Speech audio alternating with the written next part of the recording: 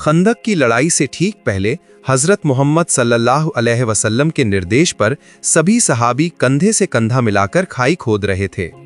खुदाई के दौरान अचानक वहां एक सख्त पत्थर दिखाई दिया।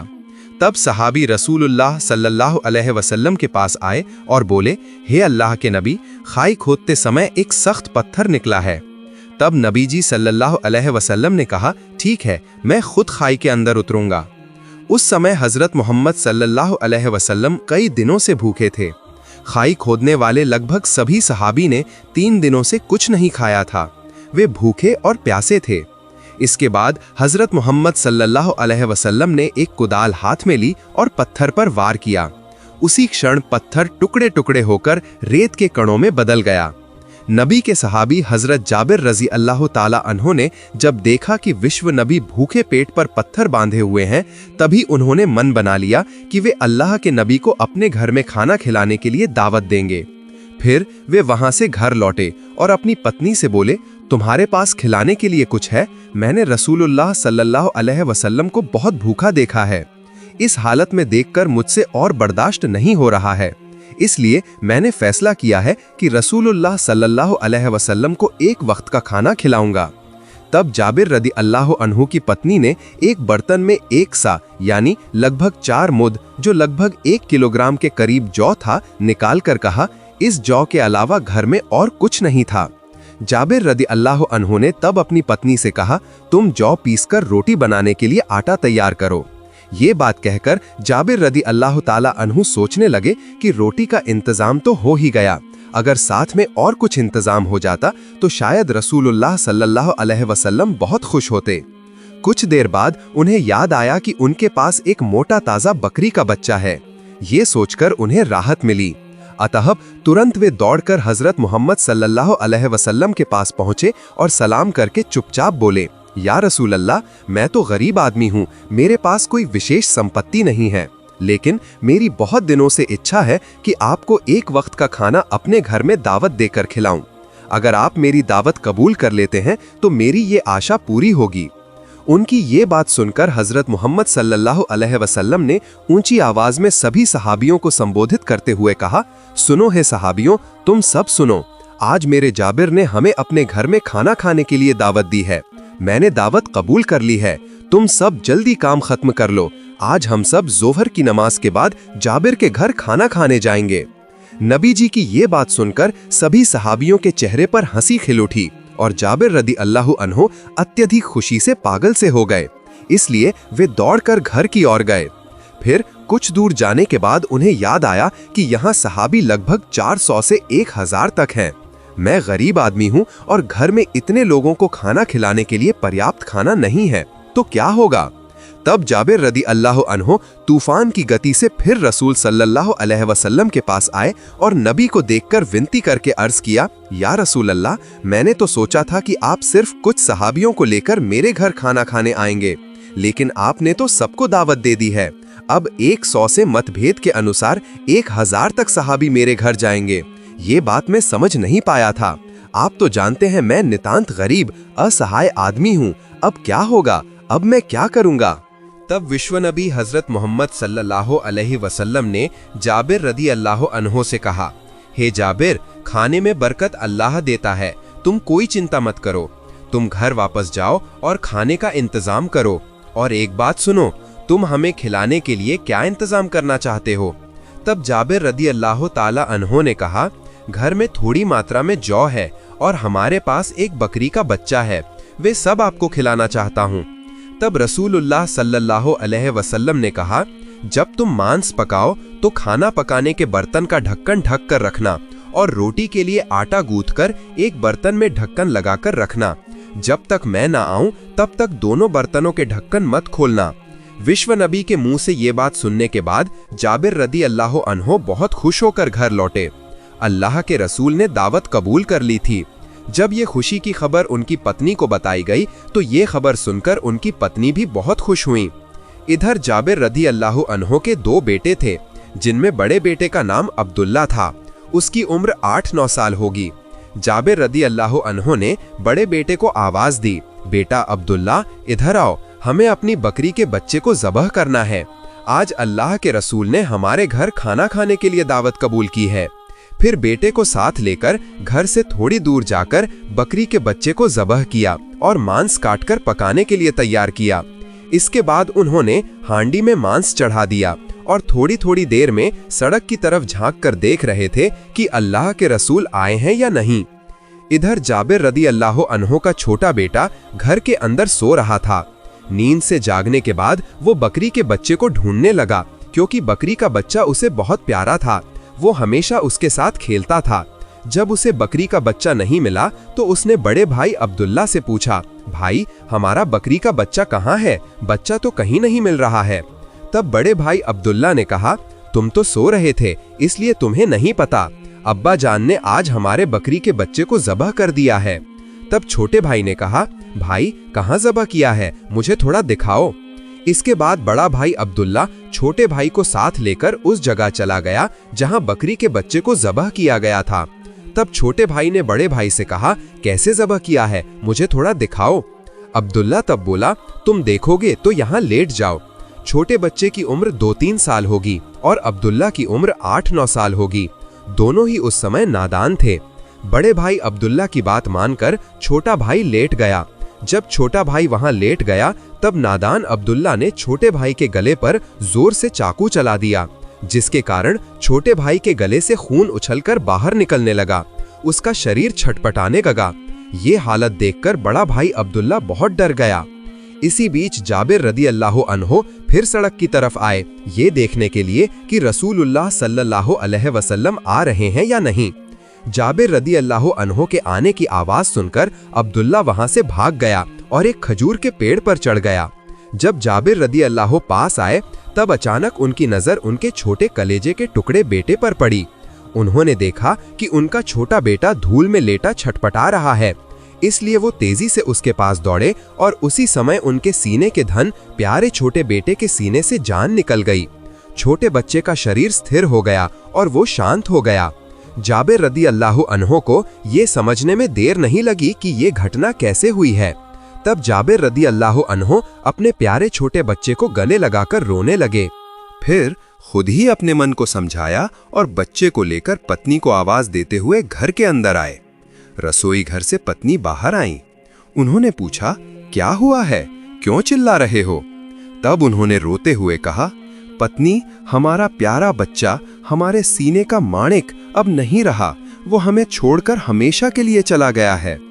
पत्नी ये बात सुनकर बोली, नहीं ऐसा नहीं हो सकता, मैं ये मान नहीं सकती, मेरा सीने का धन हमें छोड़कर नहीं जा सकता।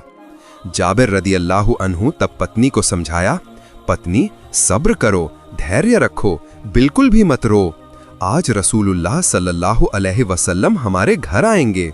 वो आकर अगर हमारा रोता हुआ चेहरा देखेंगे तब वो कारण पूछेंगे, तब हम क्या जवाब देंगे? तुम बिल्कुल भी मत रोना। पत्नी को सांत्वना देकर बच्चे को लेकर रसोई घर के पीछे लिटा दिया और एक कंबल से शरीर ढक दिया।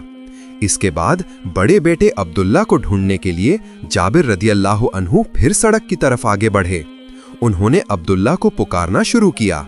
अब्दुल्ला तब भी खजूर के पेड़ पर बैठा था। छोटे भाई की मौत के कारण वो डर गया था। वो सोच रहा था कि अगर उसके अब्बा उसे अभी पकड़ लेते हैं तो वो उसे जिंदा नहीं छोड़ेंगे। इस डर से वो कोई आवाज नहीं कर रहा था, चुपचाप खजूर के पेड़ की चोटी पर बैठा रहा। जाबिर रदी अल्लाह अन्हु थोड़ा दूर जाते ही अब्दुल्ला ने सोचा, यहाँ सुरक्षित नहीं है, अब्बा मुझे किसी भी समय देख सकते हैं और अगर उन्होंने एक बार देख लिया तो मेरी खैर नहीं।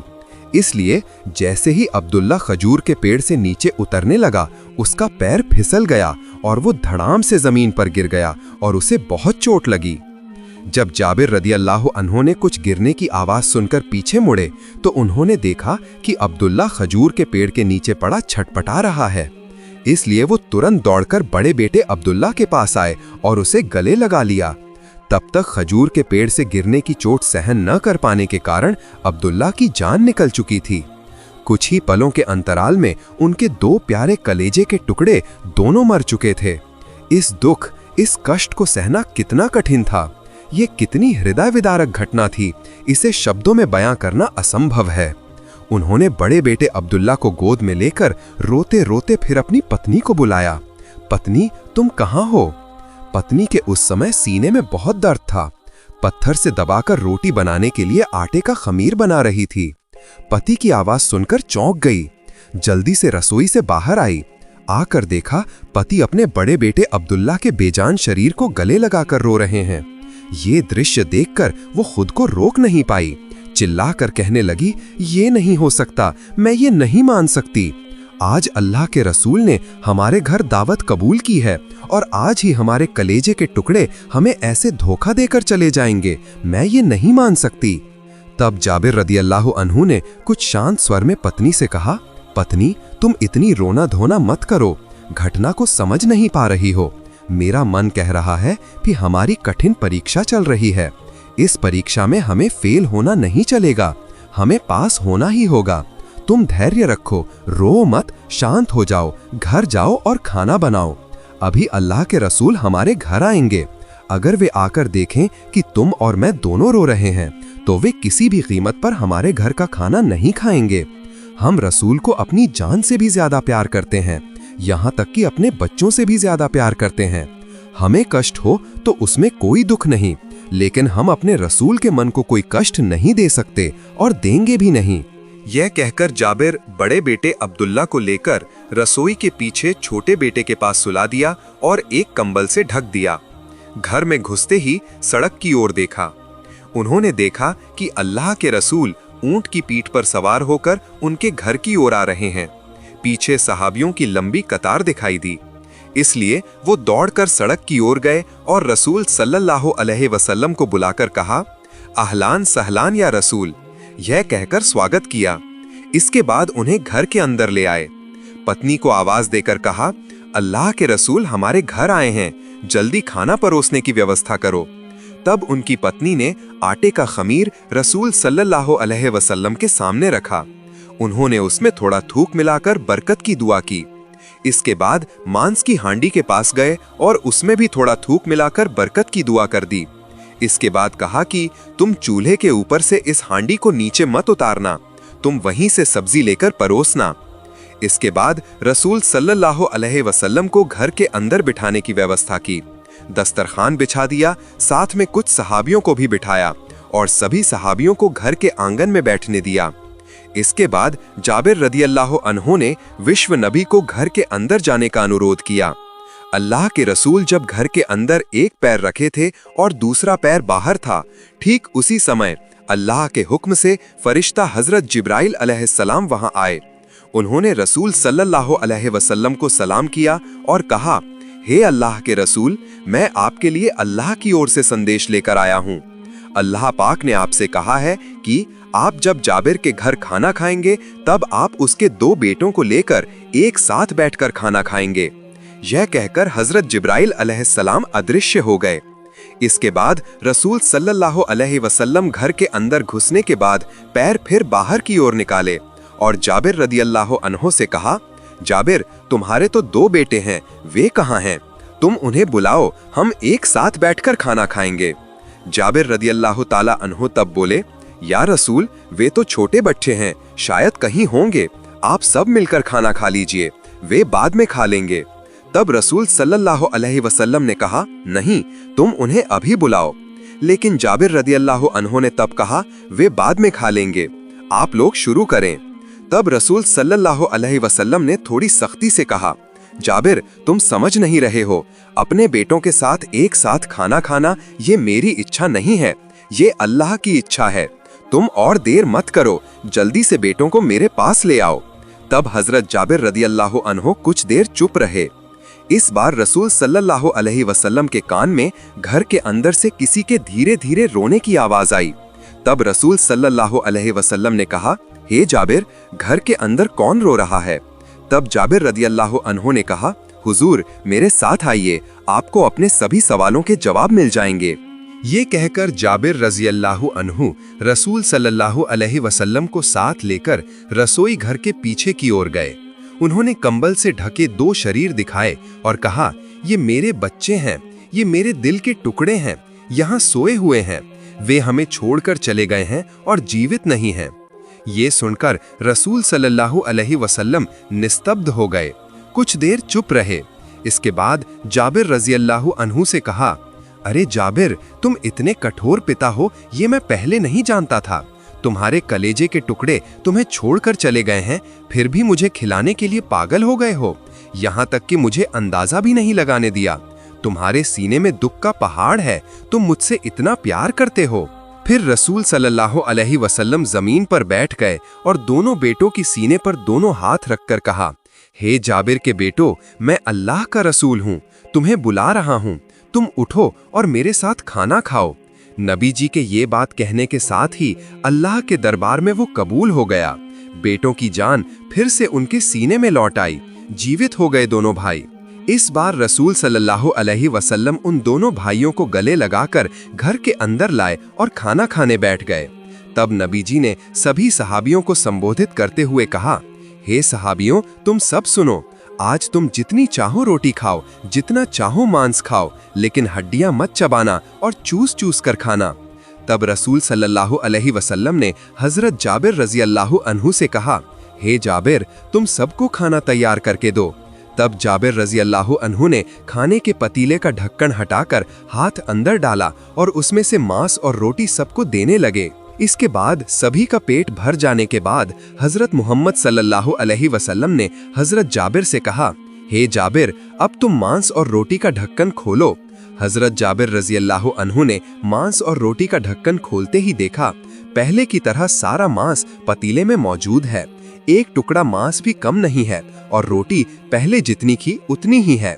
हजरत जाबिर रज़ियल्लाहु अन्हु ये दृश्य देखकर आश्चर्यचकित हो गए। इसके बाद नबी जी ने हजरत जाबिर रज़ियल्लाहु अन्हु से कहा, हे जाबिर, तुम मांस खाने के बाद सभी हड्डियां मेरे सामने ले आओ। फलस्वरूप जाबिर रज़ियल्लाहु अन्हु ने हड्डियां विश्व नबी के सामने लाकर हाजिर कर दीं। इसके बाद हड्डियों को सामने रखकर नबी जी ने अल्लाह के दरबार में दुआ की। उसी समय जाबिर रज़ियल्लाहु अन्हु के छोटे बेटे की वो बकरी हड्डियों के बीच से निकलकर एक दौड़ लगाई। सुभान अल्लाह! यही था सहाबियों का नबी के प्रति प्यार। मदीना की हवा में तब एक अजीब शांति थी। खजूर के पेड़ों के पत्ते हल्की हवा में झूल रहे थे। दूर मस्जिद नबवी की ओर से अजान की ध्वनि सुनाई दे रही थी। लोग एक एक करके अल्लाह के रास्ते पर लौट रहे थे। नबी करीम सल्लल्लाहु अलैहि वसल्लम अल्लाह के संदेश फैला रहे थे, लोगों को एक अल्लाह की इबादत के लिए बुला रहे थे। लेकिन सभी खुश थे, ऐसा नहीं था। मदीना के कुछ यहूदी कबीले थे जो नबी जी की दावत बर्दाश्त नहीं कर सकते थे। उनके दिलों में ईर्ष्या और घृणा थी। उन्हीं में से एक यहूदी महिला थी जिसका नाम लुबैदा बिन्ते असाम था। वो जादू में पारंगत थी और अंधकार शक्तियों की उपासक थी। एक दिन उसने नबी जी को नुकसान पहुंचाने का फैसला किया। उसने सोचा, अगर मोहम्मद को कष्ट दिया जाए तो उनकी दावत बंद हो जाएगी, उनके अनुयायी कमजोर पड़ जाएंगे।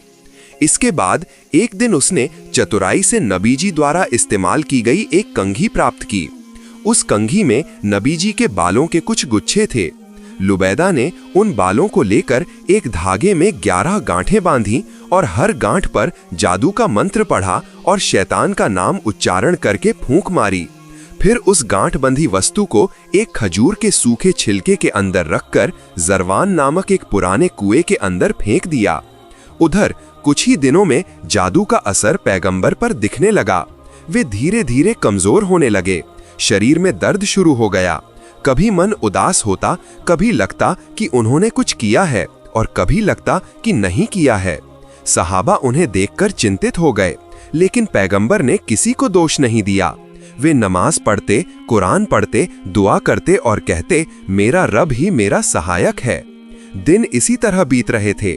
पैगंबर समझ गए कि कुछ अदृश्य शक्तियां उन्हें परेशान कर रही हैं। एक रात वे सो गए, तभी एक चमत्कारी घटना घटी। पैगंबर ने सपने में देखा कि 2 फरिश्ते आसमान से उतर रहे हैं। एक उनके सिर के पास बैठा और दूसरा पैरों के पास। पहले फरिश्ते ने पूछा, इस आदमी को क्या हुआ है? दूसरे ने कहा, उन पर जादू किया गया है। पहले ने पूछा, किसने जादू किया है? दूसरे ने कहा, एक यहूदी महिला नाम लुबैदा बिन असाम। पहले ने पूछा, वो जादू की चीज अब कहाँ है? दूसरे ने कहा, एक कुएं में जिसका नाम जरवान है। वहां खजूर के छिलके और गांठ वाले धागे रखे हैं। अगले दिन सुबह उठकर पैगंबर ने सहाबा को बुलाया और कहा, तुम जरवान नामक कुएं में जाओ और वहां जो कुछ भी है उसे ले आओ। सहाबा गए, वे कुएं के पास पहुंचे और देखा कि कुएं का पानी लाल था, जैसे उसमें खून मिला हो। तल में एक गांठ वाली चीज दिखाई दी, जिसमें खजूर के छिलके और बाल उलझे हुए थे। इसलिए सहाबा उसे उठाकर पैगंबर के पास ले आए। तब अल्लाह ताला ने पैगंबर पर 2 सूरह अवतरित किए, सूरह फलक और सूरह नास। पैगंबर ने उन सूरहों को पढ़ना शुरू किया। हर आयत के साथ एक एक गांठ खुलती गई। पहली आयत में एक गांठ खुली, दूसरी आयत में दूसरी, तीसरी आयत में तीसरी। इस तरह सारी गांठें खुल गईं। आखिरी आयत पढ़ने के बाद पैगंबर ने महसूस किया कि उनका शरीर हल्का हो गया है, मन में शांति लौट आई है और वे पूरी तरह स्वस्थ हो गए।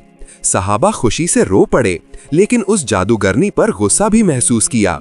उन्होंने कहा, हे अल्लाह के रसूल, क्या हम उसे सजा देंगे? तब पैगंबर ने शांत स्वर में कहा, नहीं, अल्लाह ने मुझे स्वस्थ किया है। मैं किसी को सजा देने नहीं आया, बल्कि रहमत लेकर आया हूँ। फल स्वरूप उन्होंने उस महिला को माफ कर दिया। कितनी अद्भुत उदारता! जो चाहते तो सजा दे सकते थे, लेकिन उन्होंने उस महिला को माफ कर दिया जिसने उन्हें कष्ट दिया था। इसके बाद पैगंबर ने अपने सहाबा को शिक्षा दी, हर सुबह और रात सूरह फलक और सूरह नास पढ़ो, अल्लाह तुम्हें हर बुराई से बचाएगा। उन्होंने कहा, जादू सच है, लेकिन अल्लाह की इच्छा के बिना वो कोई नुकसान नहीं पहुंचा सकता। इस घटना के बाद पैगंबर नियमित रूप से इन 2 सूरहों का पाठ करते थे और अपनी उम्मत को भी आदेश दिया कि सभी इन्हें पढ़कर अल्लाह की शरण लें। ये कहानी सिर्फ एक चमत्कारी घटना नहीं है, बल्कि ये एक बड़ी शिक्षा है। अल्लाह हम सभी को जादू, नजर और शैतान के बहकावे से बचाए। आमीन।